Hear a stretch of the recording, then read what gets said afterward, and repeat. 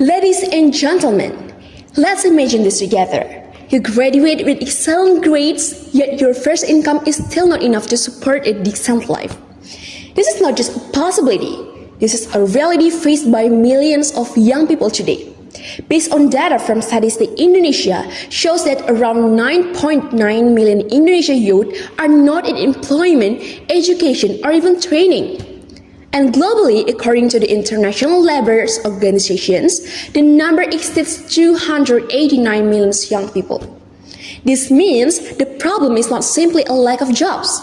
The real issue is this: not all available jobs are decent, and not all young people have fair access to them. My name is Christin Tabitha Putri Manurung, an international relations student from the Faculty of Social and Political Sciences, University of Riau. And today I stand not only as a student, but as part of a generation that refuses to be left behind in economic growth. Let us be honest, more than half of Indonesia's workforce is still in informal sectors without job security, social protections, and with limited opportunities to growth. At the same time, our economy continues to grow. However, the growth is not all inclusive. Because growth without equal access is not progress. It is inequality that we allow to persist. For a long time, we were told that education would naturally lead us to a decent work. But reality tells us a different story. Many young people are ready to work, yet the system is not fully ready to provide space. And if this continues, we are not only facing unemployment, we are facing a much greater risk, the loss of the entire productive generation. This is where SDGs number 8 becomes highly relevant. It is not only about creating jobs, but ensuring that those jobs are decent, productive, and sustainable. It is not only about economic growth, but ensuring that the benefits of the growth are shared by everyone, including young people. And this is where our role begins, not only as a job seekers, but as opportunities creators.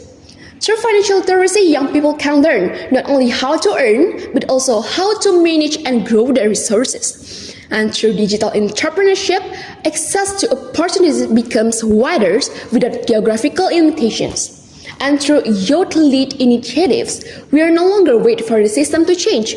We begin to build a more inclusive system ourselves. I have witnessed this transformation firsthand. From those who once had no access to those who are now able to build their own businesses. From those who felt left behind to those who are now confident in shaping their own future. Because in the end, we do not lack potential.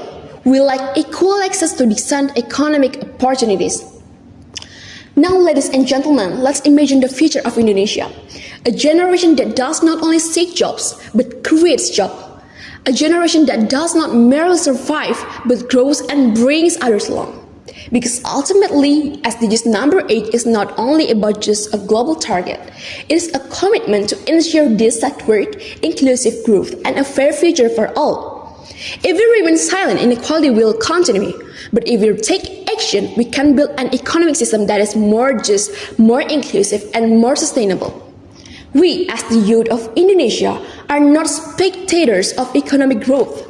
We are its drivers, so do not wait. Start now with courage, with action, and with the belief that a future with decent work is something we create together. Thank you, ladies and gentlemen.